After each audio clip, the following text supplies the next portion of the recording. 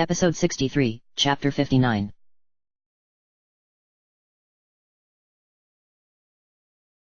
Chapter 59. Link's father, dressed in his royal guard's regalia, walked into the sanctum, with Link trailing right behind him, having to hurry to keep up with his father's long strides.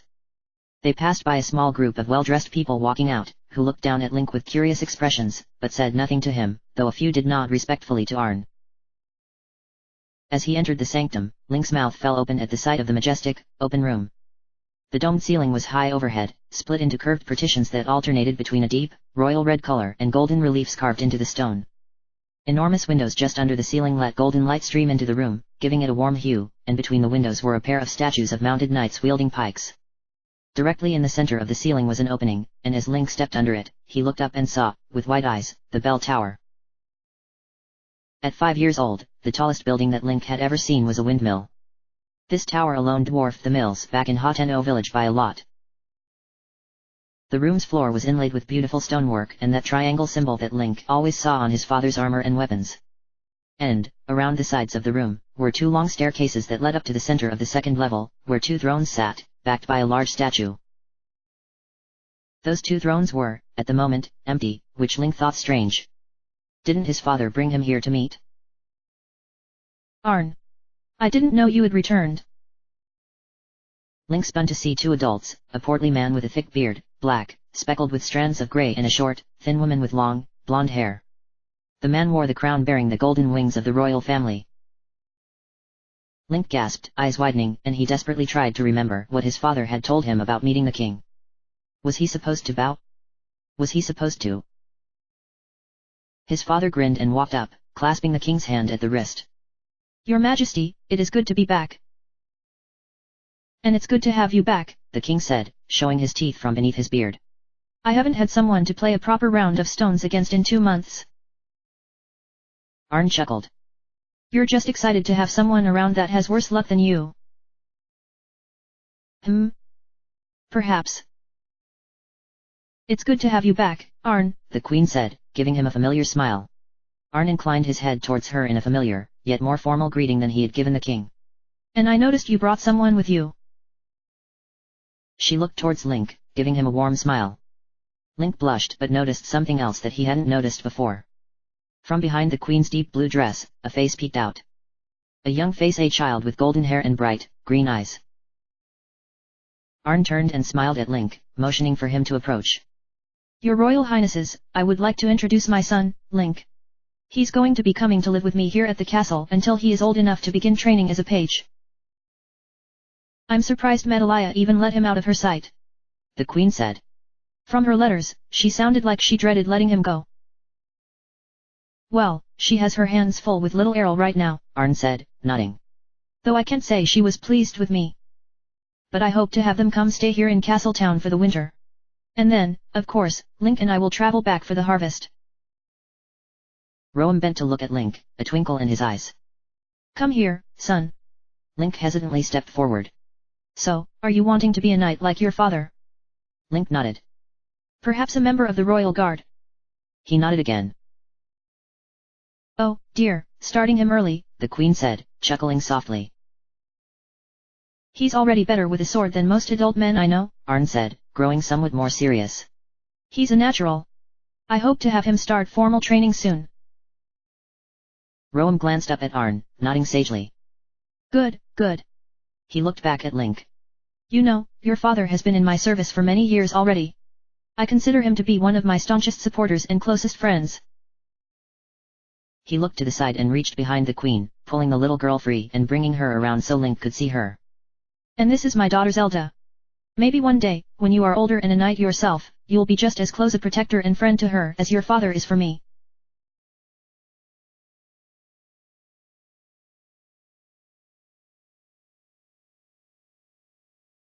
The sanctum of Hyrule Castle was no longer beautiful and ornate but broken and grotesque. Pieces of the beautiful stonework crumbled to the ground, the windows were shattered, and the king's throne was no more than a pile of rubble. The light that filtered down was red and ominous. And, over it all, was a crimson, pulsing mass that hung from the ceiling, where the opening to the bell tower had once been. It hung from lines of Shikatek and malice that spread out like creeping vines or veins, reaching up into the ceiling and breaking through the stone. The tendrils had no beginnings or ends, but just twisted into themselves in intricate and unknowable patterns. Interspersed through the tendrils were pieces of guardians. He saw at least 2 of the machine's heads hanging down from the ceiling, inert and blackened, drained of color. The amorphous mass that hung from this, however, was the worst of all. It could have been spherical in shape, but it wasn't solid. Instead, it moved. Squirmed. Parts of it stretched, like something deep within was pushing to get out. It was covered in red lights and lines, and other Sheikah designs. A light from within pulsed, revealing a dark shape just inside. It was hideous. Abnormal. Eldritch. It drew his eyes and filled him with horror and disgust. The feel of malice on the air was nearly overwhelming, even with the Master Sword pushing some of it back, and Link felt as though he was covered with grime. His hands felt oily. His hair stuck to his head, as if matted with sweat. His stomach turned at the feel, sight, and smell of the room. He had to resist the urge to retch. Goddess, what is this? The mass quivered as he entered the room. Stretched and pulsed more violently. He heard something within it. Like something moving through thick liquid. The castle trembled. I can't hold him any longer, Zelda said, voice weary. He started, looking to the side where she now stood. Much of her golden glow had faded, and she looked exhausted. She looked at him, meeting his eyes. I'm sorry. I've done everything I can. The mass shook, and something pressed hard against it, stretching. It looked as though it would tear. Rip apart. It's all right, Link said as he stilled the fear in his heart. He was here to finish this. Once and for all. Let him go. He drew the Master Sword, the shining blade pushing back some of the darkness. She nodded. Suddenly, a beam of white light burst out of the quivering mass. It fired across the floor and up the wall in a wide arc, burning through stone as if it were nothing. The castle shook again, pieces of the stone were crumbling and falling. Link threw up his shield and stepped between Zelda and this thing as another beam of light shot out the other side, obliterating chunks of the floor. Suddenly, a dozen smaller beams of light appeared on the dark mass. The light cut through the outer skin, and the hanging mass burst. Something fell out of it. Enormous, with multiple arms and legs. It crashed to the stone ground, which shook and cracked under its weight. Link stumbled and looked on with horror as more cracks appeared in the floor. The thing sank down. The room shuddered. And the entire floor, itself, gave way. Link! Zelda cried, as the stone under Link's feet lurched and then fell, taking him with it. He barely had time to think as he fell down into the dark pit in the ground. Sheikah patterns flashed by on the walls. He could see the creature opposite him, a writhing mass of appendages that lashed out, colliding with pieces of the stone floor.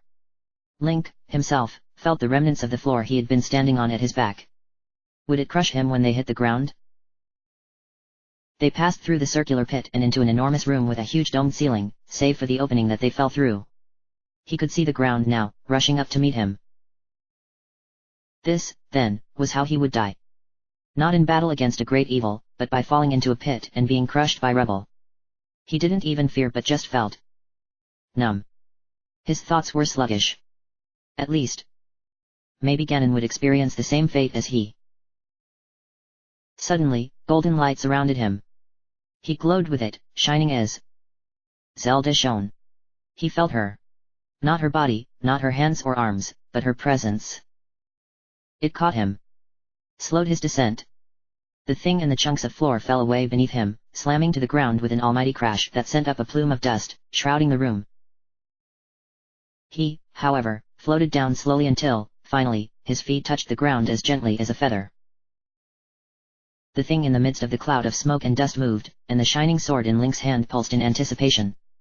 He felt the spirit's mind mingling with his, almost quivering. Ganon. The dust began to settle as the creature within turned in a slow circle. It had far too many arms and legs. He saw legs like guardians while others were segmented and made of throbbing malice. Some appendages ended in fingers that were too long. Others ended in weapons. A huge red cleaver. A long blue spear. A cylinder that had a guardian's eye at its center. A sword. One of its long arms, which stuck straight up out of its back, ended in fingers tipped with shining blue claws. Ganon's body was long and segmented like a grotesque spider. It made him think of the spider that had attacked him in the Lost Woods, but far, far worse. It had a raised, almost humanoid torso, though even this bore too many limbs. Everything was either covered in Sheikah technology or writhing, pulsing malice. It faced him, finally, and Link saw Ganon's face. It was as if Ganon had tried to make a man's face, but had only the barest understanding of what a man looked like. The upper half was a shell made of Sheikah materials, containing 2 shining orange eyes and a hole in the center of the forehead that also glowed. Beneath that was a mass of malice that formed a wide, open mouth with jagged teeth that jutted out crookedly. A mane of red hair sprouted out wildly in all directions from behind this face.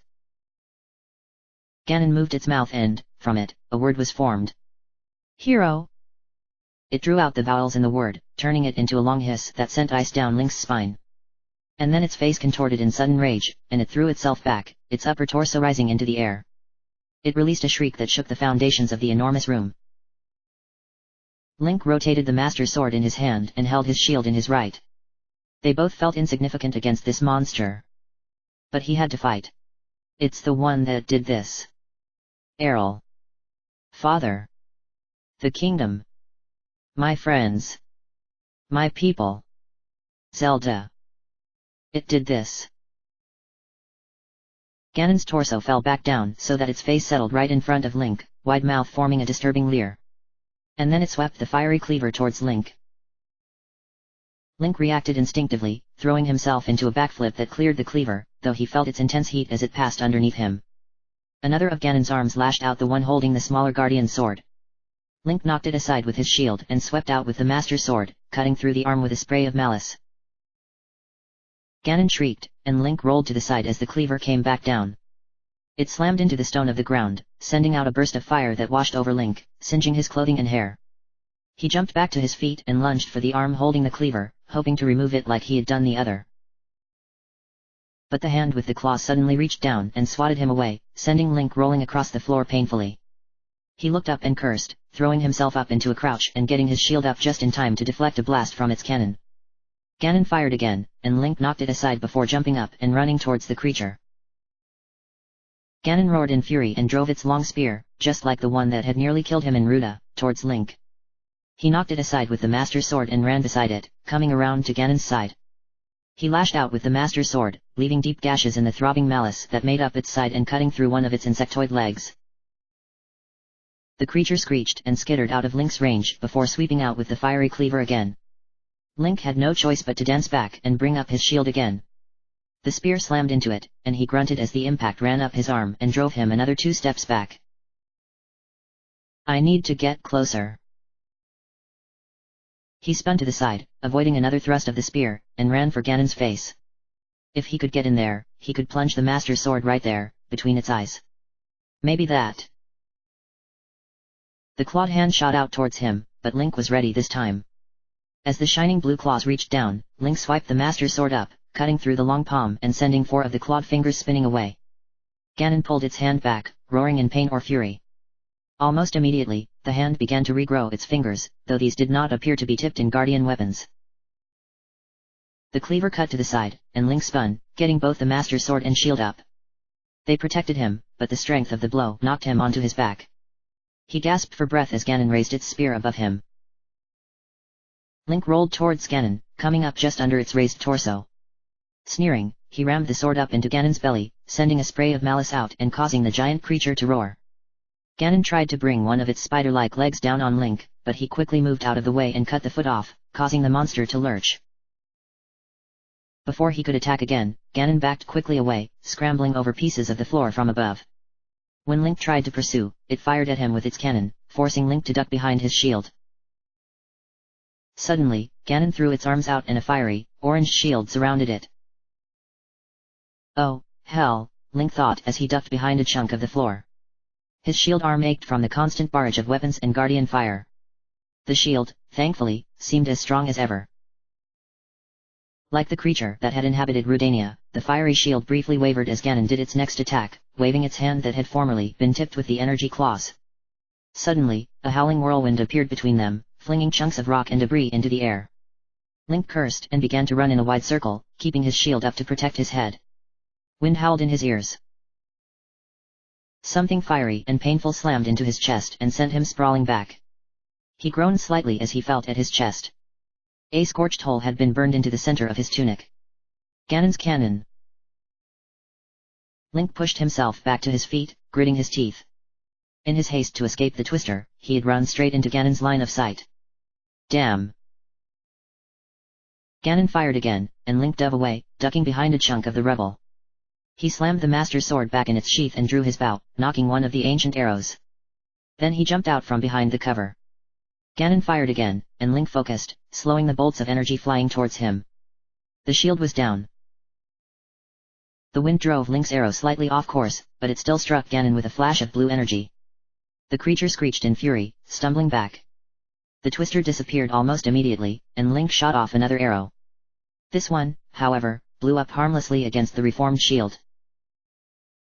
Link cursed and pulled another arrow from his quiver, holding it against the string and waiting.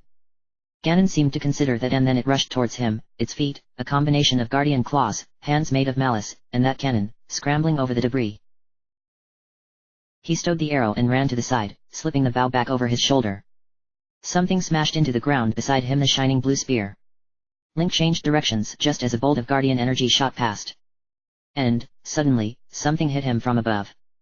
It set every nerve in his body on fire, and his body went rigid as he crashed into a jagged chunk of the floor. He heard, rather than felt, one of his ribs snap from the impact. Link. Zelda's voice. He couldn't see her, but she was still watching. Groaning, hands trembling, Link rolled onto his side, coughing. What hit him? He looked towards Ganon, which now stood a short distance away, that same wide-mouthed grin on its skull-like face. One of the hands on its back was raised high into the air, and it crackled with electricity. Really? That too? Suddenly, another bolt of lightning shot out, arcing through the air and striking him. Link's back arched as the pain washed over him, and the broken rib that he hadn't felt before flared to sudden and agonizing life. He tried to cry out, but his teeth were pressed so tightly together that it felt as though his jaw would crack next. Get up, Link. I can't stop now. Not now that I'm so close. Not when so many people counting on me. Something within him came to life again. Like a cool bath after a long day in the sun, Mipha's healing abilities went to work. They soothed away some of his pain, stopped his muscles from spasming, and gave him clearer focus. Ganon's hand crackled with electricity again. Link reached back and drew the Master Sword, getting it out in front of him. The lightning struck the sword, and though Link felt some of it pass through it and into his arm, it did not debilitate him as before. The Master Sword could counteract it, to a point. Ganon released an angry sound and rushed towards him, flaming sword at the ready. Link reached down, touching the Sheikah slate still firmly attached to his hip. And then he threw himself to his feet, quickly backing away from the creature and its glowing shield. Ganon didn't stop coming, scrambling over the rubble that Link had fallen into. Link reached down and tapped the screen of his Sheikah slate again, and the remote bomb, which had been left in the small hollow next to the jagged piece of rock, exploded. Inside of Ganon's shield. It wasn't enough to kill Ganon, of course, and maybe not even enough to particularly damage it. But it was enough to break its concentration. The shield fell, and Ganon's feet briefly lifted off the ground from the blast beneath it. Link swiped the Master Sword through the air, sending an arc of white light towards the arm that wielded the electricity. It struck true, and the spindly arm burst into a cloud of malice. He yelled in fury as he raced towards Ganon. He thrust the Master Sword out, intent on driving it into Ganon's forehead, but the cleaver was suddenly there, blocking his blow with its flat side. Before Link could properly recover, Ganon swung it and struck Link hard with the flat of the blade, knocking him to the side. It raised the spear into the air and then drove it down into the ground. At once, a circle of blue light appeared around it, and Link barely had a moment to question its appearance before the ground itself erupted beneath his feet. He cried out in shock and pain as he flew back, hitting the floor and rolling to a stop some 15 feet away. Ganon threw up its shield again and sidled along until it reached one of the walls. It used its legs to begin climbing up the wall, like the spider it resembled. Link rolled out of the way as it began to fire its guardian shots towards him again. He barely got his shield up to deflect another of the shots. How do I kill this thing? Keep it up, Link. Zelda said. I know you can do this. It's afraid of you. Link didn't know how Zelda knew that, but he trusted her intuition. He deflected another of the shots and sent another wave of Master Sword energy towards Ganon. It splashed harmlessly off of the shield, which dropped another moment later so it could send a Guardian Blast back towards him. Link knocked it aside and tried again, but failed to get his own attacks past Ganon's shield. He tried his bow as well, but Ganon knew what to expect from that and reacted accordingly. It had much better control over the shield than the Blight aboard Rudania had and only dropped it long enough for its Guardian Blasts to fire through. To make matters worse, the wind had picked up in the room again and, though no twisters appeared, it was enough to make aiming difficult. All the while, Ganon kept its distance. It doesn't want to face the Master Sword, he thought, gritting his teeth. Zelda's right. I've heard it. That didn't help him now, but he did have an idea. He had no idea if it would work, but well, the energy blasts didn't appear to be affected by the powerful winds. Ganon fired at him again, and Link waited, judging the time it took to strike his shield. He dodged the next one, but the third shot, he hit back towards Ganon. Its shield came back up, but just a moment too late. The blast hit Ganon with enough force to send it crashing to the floor on its back, the shield disappearing as quickly as it appeared. Link sprinted forward, chopping deeply into Ganon's exposed spider-like belly. It sent up gouts of malice, and Ganon writhed as he cut again and again. Finally, one of its guardian legs swept out towards him, and Link was forced to back away as Ganon righted itself. Malice still sprayed out of the wounds he had left, some as smoke while some gushed as a thick liquid that coated the ground. Ganon whirled on Link, roaring in fury. It drove its spear for Link's heart, but he knocked it to the side. The cleaver came next, but Link ducked underneath it as it passed by one way, and then did a backflip over it as Ganon swung it back towards him. Come on. He focused, slowing everything around him. Ganon's two remaining major weapons spread to either side, leaving its center exposed. Its face looked at him, mouth open in a silent roar. Its eyes shone with orange brilliance. Link ran forward, driving the Master Sword forward, towards that shining spot in the center of its forehead. Ganon shifted its head to the side just in time, and the sword plunged into its shoulder. Link cursed and pulled it free, preparing to stab again, but Ganon was too quick. The remaining hand on its back reached down and grabbed him by the back of the tunic. He felt its single remaining energy claw pierce his back painfully. Ganon whirled, throwing him hard against the wall. The Master Sword flew from his hand, and he collapsed to the floor in a heap. Link started to push himself up painfully, but something heavy pressed down on him, slamming him back to the ground and driving the air from his lungs. He coughed, spraying the ground with flecks of blood. Looking up, he saw that Ganon had used its cannon to push down on him, and its spear was raised high above him. He reached down into his quiver and pulled one of the arrows within. Using his finger, he activated the small button in the nock and drove it up into the cannon. It burst with vibrant blue energy, which washed over him and left his skin feeling raw and burned. Ganon shuddered, pulling away from him for just long enough for Link to roll out from under it. The spear crashed down a moment later, where his head had just been. He shoved himself back to his feet and got the shield up in time to block another thrust by that damn spear. Looking over the shield, he saw that the cannon appeared to have been damaged. It sparked and faltered, and the arrow had exposed writhing malice inside of the stone-like outer shell.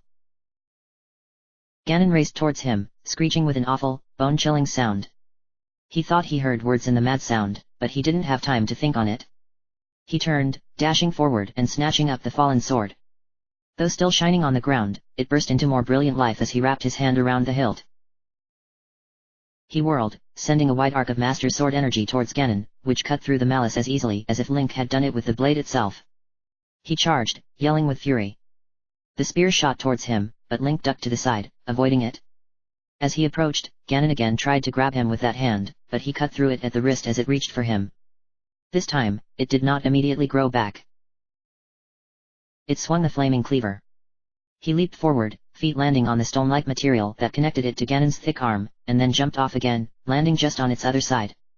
He brought the Master Sword down on the arm, cutting deep into the malice and severing the sword. Ganon began to skitter away from him, but Link didn't let it. He raced forward, screaming in rage and bloodlust. The spear sliced open his side, but he ignored the wound, running straight for Ganon's exposed face. Its mouth opened in a roar. And Link plunged the Master Sword deep into its open maw. Yes. Zelda cried. The creature seemed to choke for a second, shuddering as he drove the sword in. Link met Ganon's orange eyes, his face a mask of fury. This monster had killed almost everyone Link had ever known, and it threatened everything Link had come to love. No more. Link twisted the Master Sword and yanked it out before sinking it directly into the glowing orange spot between Ganon's eyes. Ganon froze. Link pressed harder on the sword, screaming, pushing it deeper and deeper, until the twin wings that flanked its hilt pressed against the Sheikah plating of its skull-like mask.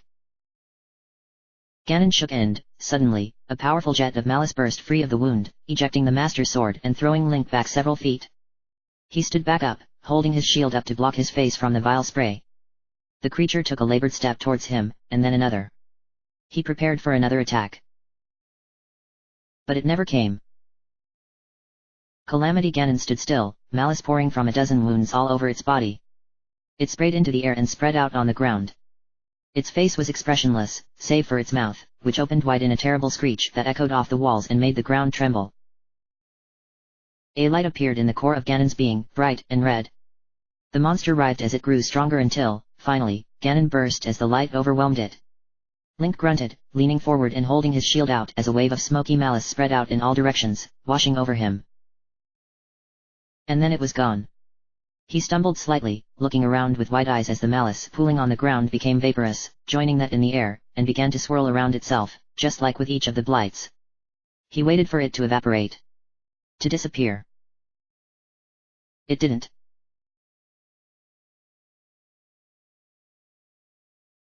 Impa watched the castle intently. How long had Link been inside its halls? For she assumed that was where the champion was now. The divine beasts all stood arrayed before them, waiting. When would they attack? Their army still fought against the monsters, but most of their foes had been either killed or driven away. Were it not for their ultimate goal, this would have already been called an incredible victory. A light rain had begun as clouds moved in, blocking out the sun overhead. Please let him succeed, Impa prayed. She held tightly onto her walking staff in front of her. Goddess, please let him succeed this time. Why hadn't he drawn Ganon out yet? Was that not the plan? The ground began to shake. It was a light tremor, at first, but then it grew violent. People cried out in alarm, and a nearby tent collapsed. She stumbled, but her hold on the walking staff kept her upright. Her eyes never left the castle. Please. Grandmother! Her head snapped to the side to see Payu racing towards her. Pure awe was with her, though she lagged behind, red in the face and breathing heavily. Relief flooded into Impa. She hadn't known what had happened to her granddaughter and sister when the tower fell. She had feared the worst. Payu reached Impa, grasping her shoulders and steadying her. What's happening? Where's Link? He's in there, child, Impa said, having to raise her voice to be heard over the shouts and the sound of the ground rumbling. It felt as though the very earth beneath their feet was about to open up and swallow them. Payu made a soft, scared sound and looked around at the castle, eyes wide. Suddenly, a cloud of malice burst free of the castle. It poured out from every doorway and window and formed a writhing, whirling mass. Some people screamed and began to run. Payu gasped, gripping Impa tighter. No. Oh, please, goddess, no. The malice rose into the air, taking its awful boar-like shape. Calamity Ganon roared, and the very air trembled. It flew around the castle and then turned, flying towards the field of battle. Impa began to weep. After everything. After so many trials, after so many victories, it had come to this. Ganon reigned victorious again. Their champion was gone. Their hope was lost. More screaming. More terror. The divine beasts each bellowed their own cries, adding to the awful din. Calamity Ganon raced towards the field and then slammed down into the ground. The malice began to swirl around again, growing more and more violent, forming an opaque whirlwind of red and black. And then a hoof emerged. Enormous, easily the size of a building, the hoof came down, slamming into the ground. Another hoof emerged, and then another. And then she saw the head. It rose out of the cloud of malice, high above them. Two tusks jutted forward like a bull's horns, a flat pig's snout, and a pair of shining red eyes. The cloud of malice compressed and became this creature's body, forming reddish flames along its back that were painful to look at. Paya cried out in shock. Impa trembled. This was it, then. Ganon was well and truly free. Link gone. Zelda gone. And this monster would destroy them. Calamity Ganon threw its head back, and it roared. Look! The speaker was that Goron, Unibo. He pointed one thick finger. He pointed at a spot on the field just below Ganon. Impa's breath caught when she saw a shining, golden light hovering above the grass. It was so small, so insignificant before that beast, that she hadn't noticed it before. But she did now. The light grew. Expanded. And then it formed the shape of a horse and a man. The light faded, and Link was there, the Master Sword held in the air, shining as brightly as ever. Hope burst to life in Impa's heart, and she sank to the wet grass. Paya was crying, too, but her terror had been replaced by a look of joy. Others began to cheer, to roar their approval. The divine beasts screeched, bellowed, and trumpeted. And then the true final contest began.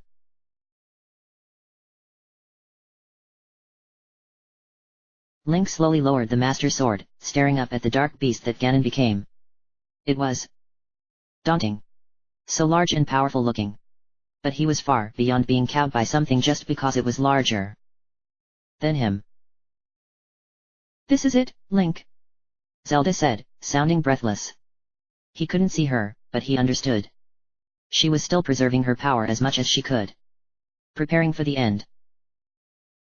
What is it? He asked, flinching as it stomped its foot, causing ground to shudder. Spirit blew nervously, dancing in the grass. Shh! He patted his horse's mane. Ganon is the embodiment of an ancient evil, reborn time and time again, she said. Her voice took on a softer tone. It almost sounded as though she pitied this beast. This is Calamity Ganon in its pure, enraged form. This is what it could have been 100 years ago, were it not for its desire for a body. It's given that up now, though, and it will ravage the land if we don't stop it. He looked out and saw the people. The army that had come to support him. To give him this chance. They would all perish if he failed. He wouldn't fail. Tell me what to do. Use this. Motes of light appeared before him, collecting together until they formed a beautifully wrought bow, with golden limbs and an intricately curved grip. Even the string seemed to be made out of white gold. It shone with the same light that surrounded Zelda every time he saw her. I entrust you with the Bow of Light, Zelda said. It is a powerful weapon and will weaken Ganon further. Just draw the string back, and it will fire arrows of purest light. Use it. Use the Master Sword. Weaken him just a little bit more, Link. And the divine beasts. Soon. Very soon. Link nodded. Go tell them to be ready. He sheathed the Master Sword and dropped his normal bow to the ground. When he reached out, taking the Bow of Light, it thrummed in his hand. He could feel its power. Ganon roared, and he kicked Spirit into motion, racing across the grassy field towards his ancient foe. The horse, as always, did not shy away from danger but galloped forward with courage. Link. Zelda's voice grew quieter, yet she still sounded like she was right there with him. I'm so proud of you for coming this far. He drew the bowstring back. As he did so, a white arrow with a golden tip formed out of light, resting between his thumb and forefinger. He took aim and fired. The arrow flew true, striking Ganon's shoulder with a powerful burst of light. The monster bellowed, stumbling, and then turned towards him. It raised its head, and Link saw something forming in its open maw, between its tusks. A moment later, a beam of fiery red energy burst forth, tearing across the ground in his direction. Link kicked Spirit, leaning low. They just barely got out of the way, and a fiery wind blew past them. I don't know if you've yet recovered your memories, Zelda said, again into his ear. But your courage has never wavered. Never changed. I always expected as much. Courage need not be remembered, for it is never forgotten. Link drew again and shot an arrow towards Ganon's leg. The arrow struck, and the malice rippled around it, but it did not disable the beast, as Link hoped. Ganon screeched and lifted the foot. Its shadow passed over him. Spirit swerved to the left, directly under the beast's belly. Link transferred the bow to his right hand and unsheathed the Master Sword, holding it up and thrusting it into Ganon's belly, drawing a line in it as he passed. Ganon shrieked, quivering. He sheathed the sword again as he and Spirit passed through the other side. Turning in the saddle, Link shot another of the light arrows at Ganon's flank. The beast turned its head, firing off another of its fiery blasts. It tore across the ground, sending up gouts of dirt and stone. It obliterated trees and stone like they were nothing more than paper. Another arrow. Another burst of light. That's it. Keep going, Link. Link turned Spirit and cursed when he saw the fiery line heading straight towards him. Spirit turned aside just in time, but then they passed under the shadow of another of Ganon's great hooves. He turned back the way he had come, where red flames burned in the gash left behind by Ganon's attack. Spirit leaped over the scar in the ground, and Link turned him in another wide circle, coming around to Ganon's face. He shot another arrow, and this one stuck one of its tusks. The arrow broke off the tusk's pointed tip, sending black shards falling to the ground. Come on, Spirit. The horse raced across the ground, just ahead of another beam of fire. At the last second, they turned, and the beam continued on, straight into a group of Gerudo that were positioned too close to the battle. Link watched with horror as it tore through them, sending bodies flying and horses screaming. No. Lightning flashed from the sky and struck Ganon, causing the beast to bellow. It turned its fiery beam on Naboris, and the divine beast shuddered, stumbling, as it was hit. Link saw that the blast left a deep gash in its side, exposing some of its internal components. The divine beasts! Zelda cried. Link fired another 2 light arrows at Ganon, getting its attention. Ganon turned its weapon on him again, but it was too late. Link passed right under its head and held the Master Sword up, cutting another deep slice in its belly, lengthwise. As he passed by one of the hooves, he leaned out and left a cut in it as well. You're almost there, Link. Link turned in his saddle, sending forth another light arrow. Right in the crag, as Daruk would say. Ganon roared. The earth shook, and a fissure in the ground appeared right in front of him. Link swore and leaned low as Spirit leaped. The horse came back down awkwardly, and the ground behind his back hooves started to fall away. Spirit stumbled, but then managed to get his hooves back under him. Link kicked him into another gallop. Calamity Ganon was beginning to grow wild. It fired off blasts in random directions and stomped its feet. It flattened groves of trees. It obliterated the sacred ground ruins. It destroyed huge sections of the castle. Link stood in the saddle and shot 2 light arrows into Ganon's face. One struck it right in one of its eyes. Ganon threw its head back, its fiery blast shooting into the cloudy sky. And then it lowered its head and took a step towards him. And then another. Eyes widening, Link turned Spirit away from Ganon and kicked the horse back into motion. He heard the earth quaking underneath him as Ganon charged.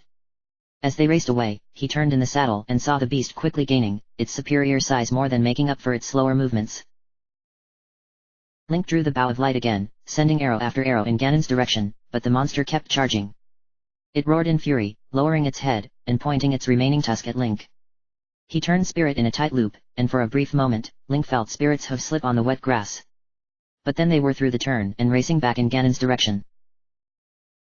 Ganon tried to correct its course, but it was far too large and bulky to be able to do so as effectively as Spirit. Link slipped the bow over his shoulder and pulled the Master Sword free, holding it out to the left. Taking a deep breath, he leaned out, nearly parallel to the ground that raced by, and sliced deep into both of Ganon's legs. He pulled himself back upright in the saddle and turned to see Ganon's massive form stumble, malice spraying free of its legs. Overhead, the sky had grown dark, the clouds growing red with Ganon's influence. More fissures appeared in the ground, and Link could see the distant Death Mountain spewing magma hundreds of feet into the air. I need to finish this before he rips Hyrule apart. Zelda. How much more? We're so close. Between the eyes. Link turned Spirit again, heart hammering within his chest. Ganon slowly turned to face him, and he saw it preparing to fire its powerful blast towards him again. Gritting his teeth, Link raced straight for the beast. The beam of fiery, red energy shot out of Ganon's mouth, and Link pulled Spirit to the side at the last moment. Spirit whinnied but followed Link's directions.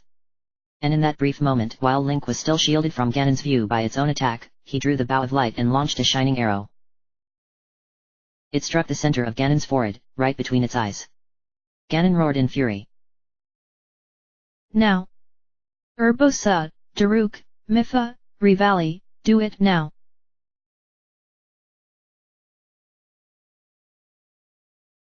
Now my moment has finally come, Rivali said, looking at Ganon with a feeling of satisfaction. The humiliation of his defeat would come to an end today. He thrust a wing out towards the beast. Brace yourself, Ganon, for the sting of my revenge. Mifa looked on, hands folded over her heart, smiling as she gazed, not at Ganon, but the small form of Link, far below. I knew you could do it, Link. I always knew you wouldn't fail. Daruk slammed his fists together, laughing. That's it, little guy. He stared into the beastly eyes of Ganon, and the Goron thought that he saw fear in them. And for good reason. Now! Open wide, Ganon. Urbosa crossed her arms and smiled. Finally. There would be peace for her people. And for her Zelda. 100 years in the making. Hold on, little bird. Our moment has finally arrived. She snapped her finger.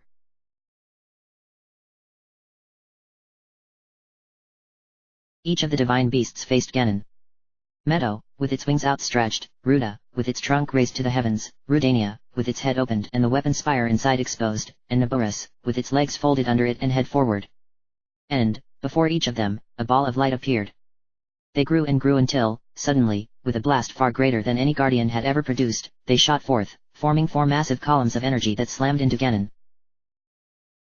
Calamity Ganon screamed, the blasts ripping through the malice, tearing away chunks of its writhing, red-black flesh. It collapsed onto the ground, shaking under the force of the attack, making that awful, ear-piercing sound. And then the attack was over. The beams of energy grew thin and dissipated. Black smoke rose from Ganon's body. The beast lay on the ground. It was diminished. Smaller. Thinner.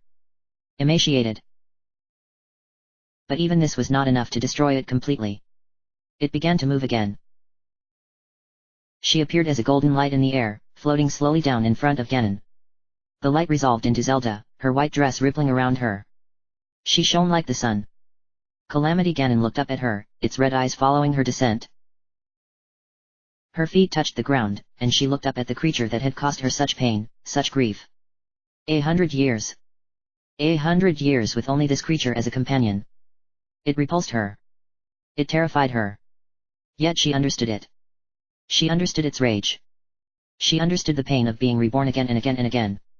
She understood how a mind could break after being trapped, alone, for such a long time. She understood it. And that understanding made her hate it infinitely more. Ganon opened its maw, and within, she could see death. It wanted to attack her. It prepared to attack her. No. A pulse of light shot out from her in all directions. It washed over Ganon and shattered it. Its body broke apart, becoming smoky, misty malice once again. But it was not gone. Not yet. Instead, the malice swirled, shapeless, save for its pig-like maw and glowing yellow eyes. It rose into the air, and she watched it, her expression controlled. She didn't show the anger she felt. The hatred. The fear. The anticipation. Ganon circled. And then it roared, turning and racing towards her. One last attack. One final attempt. Perhaps, if its mind hadn't been so broken, it would have known how futile this act was. Zelda raised her hand, palm facing the beast. The golden light that surrounded her grew blinding to anyone watching, and an emblem of 3 triangles joined together at the corners to make a larger triangle appeared, just in front of her. The Triforce. She barely understood it, even after 100 years with this power, but she understood enough. The power exploded from her hand in an expanding bubble. It overtook Ganon quickly, and in that moment, the creature seemed to realize. It turned, streaking into the dark, cloudy sky, trying to escape. But it was too late. Too late.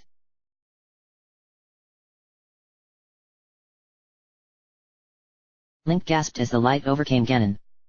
He knew that power, he had seen it at the Blatchery Plain 100 years ago, but this was different.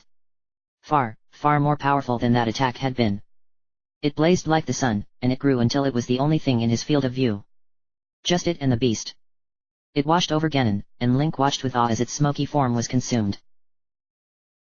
And then there was only the power. The ball of light ceased expanding, and then it contracted faster than his eyes could follow. It compressed into a small, black sphere, floating just above Zelda. And then it, too, was gone. And Calamity Ganon, the scourge of Hyrule, was no more. Link slowly dismounted from Spirit, his legs feeling weak. He dropped the golden bow to the ground, and it burst into shards of light that quickly faded. Overhead, the rain stopped. The red clouds lightened and began to move away, like a scroll being rolled up. And Zelda, his Zelda, stood in the field, not 20 feet away. The golden light that surrounded her faded, but not her. She remained, hands at her sides, back to him. Standing upon a field of grass. Her long, blonde hair fell down to the small of her back, no different than it had been 100 years prior. I've been keeping watch over you all this time, she said, her voice soft. I've witnessed your struggles to return to us, as well as your trials in battle. He began to walk towards her. I always thought, no, I always believed that you would find a way to defeat Ganon. He moved faster, heart racing. It was Zelda. She was there. Right there. And she turned towards him. I never lost faith in you, even after all these years. She clasped her hands between her breasts and looked up at him, meeting his eyes. Thank. He didn't let her finish. He broke into a run and caught her up in his arms, lifting her off the ground and spinning her around. He laughed, holding her close. He could feel her. Her warmth. Her body against his. Her arms wrapping around him. Her face pressing down against his neck. He even thought that he could feel her heart, beating as quickly as his own. Link held Zelda like that for a long time, even when his spinning came to a stop. And, when he finally set her feet back on the ground, he held her still. She trembled, as did he. She began to cry softly, and he tightened his grip, lowering his head. Her hands clung to the back of his tunic. You're here. I'm here. I'm here. I'm sorry it took so long, Shh. Zelda pulled her face back, though he made no move to actually release her from the embrace. She smiled up at him, tears on her cheeks. He realized that he could feel tears on his own, as well. It's over. It was over. The pall that hung over them during their journeys, no, for their entire lives, was suddenly and completely gone. Ganon was gone. Destroyed. Sealed. He didn't care, it was over. And Zelda, his Zelda, was in his arms. In that moment, every trial, challenge, doubt, pain, fight, it was all worth it. It was worth this moment in time, when he could finally be reunited with the princess he had grown to love. Zelda, He paused as a shadow passed over them. He looked up to see, surprisingly, Cass flying down. The Rito landed with a small burst of air. Cass. Cass smiled at them, and Zelda gently pulled out of Link's arms. He felt very reluctant to let her go. When she had pulled completely away, however, Cass gave her a deep, respectful bow. Zelda, this is Cass. Who, for once, I really wish wasn't around. He is. Honored to finally meet you, Your Highness. Cass stood back up, smiling at her. Link here has spoken a great deal about you. For a long moment, Zelda seemed uncertain what to say. Perhaps it was the fact that she hadn't spoken to anyone but Link in so long, or perhaps it was the way he called her by her royal title. She finally cleared her throat. Yes, I actually had the opportunity to observe some of your... She stopped herself, seeming to consider better. But it is wonderful to meet you, Cass. From what I understand, you were with Link for much of his journey. I do hope that you will pardon my interruption. I certainly do not mean to be rude, but I wish to be able to congratulate the two of you for your hard-fought victory before you leave. Leave? Zelda asked, frowning.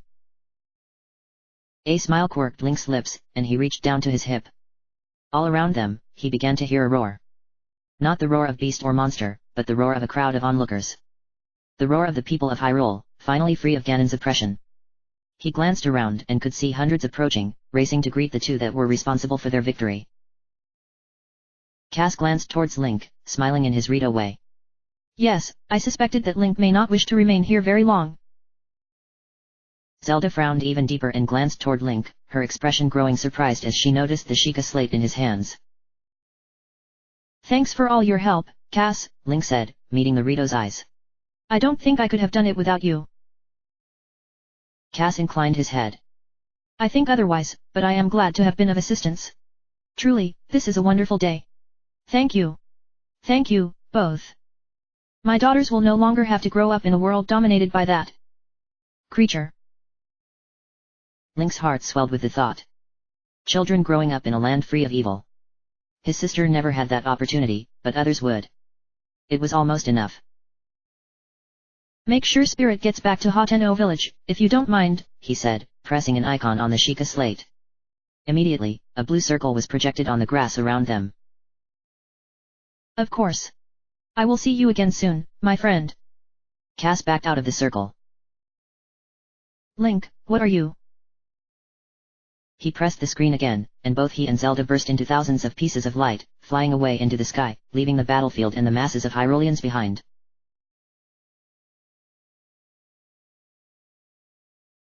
Urbosa watched them go with a warm, though sad, smile. I would have liked to speak to her one more time. But no. No, that will have to wait for a time. A long time, I hope. She looked over at her companions. Mipha, Daruk, Rivali, and, surprisingly, King Roam. They all hovered in the air just above the castle. They all watched the pair leave. Well done, Link, Roam said. And well done, Zelda. I am proud of you, my daughter. They really did it, Daruk said, grinning. We did it, Rivali corrected. They'd better not forget me in the songs. Mipha laughed softly, shaking her head. Somehow, I doubt anyone would ever be able to forget you, Rivali. Even with his memory loss, I doubt Link even truly forgot you. Memory loss? What do you mean by that? Rivali asked, frowning. Urbosa laughed and shook her head. We'll tell you all about it soon. For now, say goodbye. They all fell silent, watching. Their collective people gathered below on the field of battle. Some looked up at the divine beasts, others looked to the castle. Others still searched for the heroes responsible for the victory. Hylians, Sheikah, Zora, Gorons, Rito, and Gerudo. All united, once more, under the banner of peace. And then, one by one, the 5 beings, 4 champions and 1 monarch, faded away. End of chapter.